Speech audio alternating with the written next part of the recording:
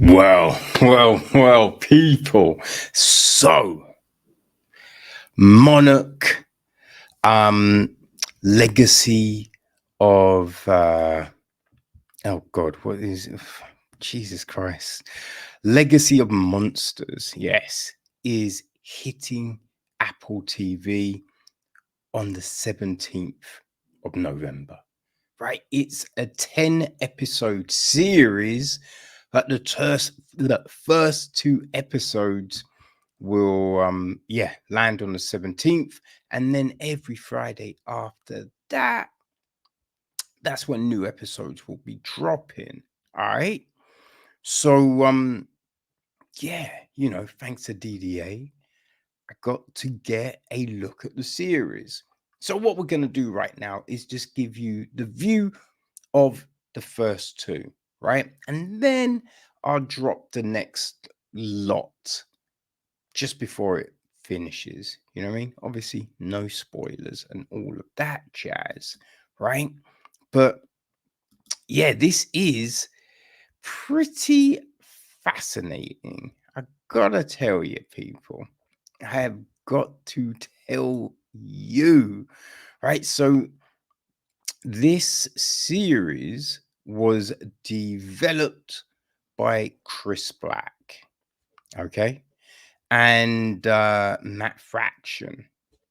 So yeah, I think Black had the initial idea, and then him and Fraction broke it all down, right? So we have got I think the first episode is written by man, where are we? There's so much floating around. It all gets a little bit confusing. So yeah, the first episode is written by Black and directed by Matt Shackman. Shackman also directs the second episode, and I think Fraction may have written episode 2. It's just a little bit vague, you know? But yeah, so that's with that. We have got, well, I mean, we won't mess around with the other writers and directors until next time because, they didn't do this one, right? But our producers on deck, we have Scott Schofield, and then executive producers, Tori Tunnel, Matt Shackman, Hiro Matazuka, Judy Harold, Andy Goddard, Matt Fraction, Chris Black, Takamasi Arita, Andrew Colville, Brad Van Argen, Max Borstein, with Zach Shields, consulting producer, and Jen Roskind, head of production. Music is handled by Leopold Ross. Cinematography, we have Daryl Hartwell, who has help from Chris Seeger, Jean-Philippe Gazot, Jess Hall, and Sam McCurdy. Joe Talbot Hall, Mark Hartzell, and Emily Streets edit the piece. Rona Kress is on casting duties. Production design, we have Caroline Hanaria. Series art direction is Francis Lynn Lebar, Guy Rowland, Hitoshi Okamoto, Aaron Jordan, and James Stewart. Set decoration of Sandy Walker and Katrina Chong. Costume design, Christopher Hargagadon. And our cast. Well, we have got, let's see. Oh, it all gets a little bit because we are messing around in different time zones. Like we have Bill Randa, played by John Goodman, right? We have got actually, let me go here. It's probably the easiest one. Okay, yes. We've got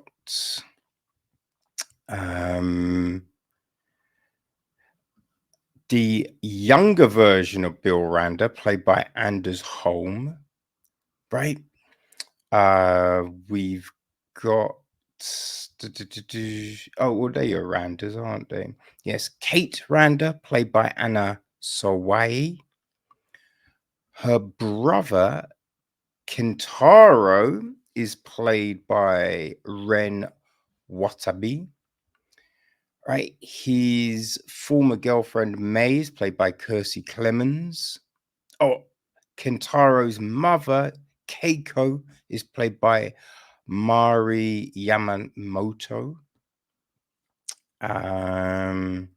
There's Tim, played by Joe Tippett, and his colleague Duval, played by Eliza Lazarowski. Lee Shaw. The younger version is played by Wyatt Russell, and the older version played by Kurt Russell. Yep. Who else do we have floating around? Because I feel that's probably, I mean, they're our main group, right? That we see over the course of these first two episodes. Yes, there's there's a lot of background people and other people that kind of show up, but they're our main group. Yeah, let's leave it at that. Right, so the gist is this: Godzilla. Following the thunderous battle between Godzilla and the Titans that leveled San Francisco, and the shocking revelation that monsters are real, Monarch: Legacy of Monsters tracks two siblings following in their father's footsteps to uncover their family's connection to the secretive organization known as Monarch. Clues lead them into the world of monsters and ultimately down the rabbit hole to Army Officer Lee Shaw, taking place in the 1950s and half a century later, where Monarch is threatened by what Shaw knows. The dramatic saga, spanning 3 generations, reveals buried secrets and the way that epic, earth-shattering events can reverberate through our lives. Yeah, right? I mean, it's like, woo, okay. This is real interesting, man. It really is. Because, man, I watched the 2014 Godzilla, right? Directed by Gareth Edwards, written by Max Bornstein. And I didn't love it, right? We then had Skull Island in 2017, directed by Jordan Vogt Roberts, written by Max Bornstein, Derek Connolly, and Dan Gilroy. And that, I enjoyed Skull Island, man. Yeah, Skull Island was kind of crazy. I enjoyed it. Yeah. We then got Godzilla King of the Monsters from Michael Dougherty, right? And who co-wrote with Zach Shields. That again, not a huge fan. I watched Godzilla v Kong that came out in 2021, directed by Adam Wingard and written by Eric Pearson and Max Bornstein. And like there was bits of it that I thought were okay and other bits that are just frustrating, right? But there is going to be a sequel to that, right? Godzilla v Kong: The New Empire, which drops next year in April 2024. Well, supposedly. I guess it all depends on how much has been filmed, you know what I mean? With the strike and everything like that. So we've had those films, but we've also had, right? We've also had a Skull Island animated series on Netflix, had 8 episodes. So all of those things have connective tissue and kind of tie into Monarch. Whew. Yeah, they all kind of tie into that story. Now, right, I didn't finish Godzilla King of Monsters. And the thing that gets me with a lot of those series, it's like Transformers, it's the kids, right? It's just having fucking kids running around and being like, oh, Con, he likes me. And just like, no, Con, don't. It's just like, yeah, shut up. Brr. It's frustrating. It's annoying. So there's things that I just didn't. But yeah, there was no kids in Kong Island, right? Skull Island, even. And that's probably why I enjoyed it. But this, right? No kids so far. No kids so far, which is it's been great. But you know, not necessarily loving all of the reference material. I was, you know, intrigued how this might play out, right? Could someone that likes some bits but not everything enjoy it? Now, one of the big pulls for me is Max Chapman and Matt Fraction, right?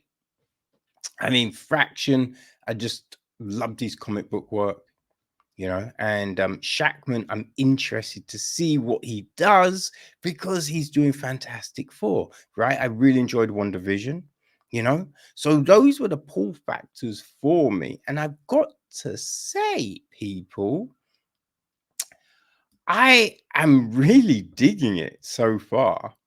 I am really frigging digging it so far, man. It's been very intriguing, right? We are jumping around timelines, which they do make it very clear. They do make it very clear what's going on. So there's no real issue on that front. But you get to see like you know, event because we take some events from Skull Island. So we see like John Goodman, something that happens with him, right? We also then see like stuff that's happened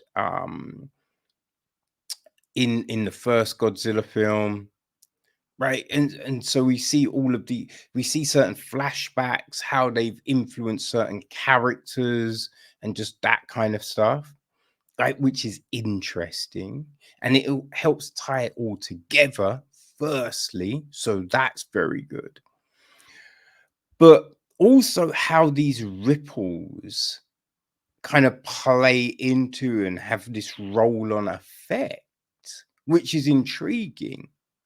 But although, like, all we know is that Monarch are very concerned about some stuff that has come to light, right? So there's a lot of that, and a lot of like we see kind of how Monarch started, right? That's we're seeing some of the breadcrumbs to that in some of these flashback scenes, right? What happened to certain characters, why certain relationships are there, and so all of this kind of stuff is, you know, being kind of drip fed to us, but in a way that has you just like, okay, all right, where do we go from there?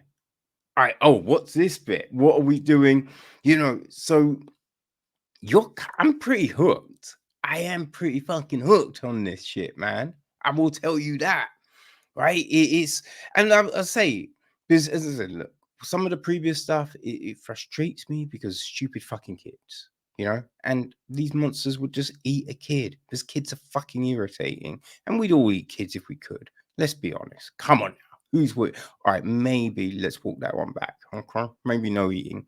All right, but anyway, people, it's yeah, certain like story points don't make sense, man, because you're just like, who's just taking the word of a kid? Who's gonna do in this life or death situation? What are we doing in this?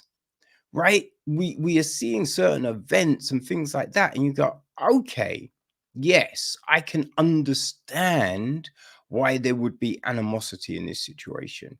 I understand, right, why they may do that, right, the reaction to this thing, why a character is doing that thing.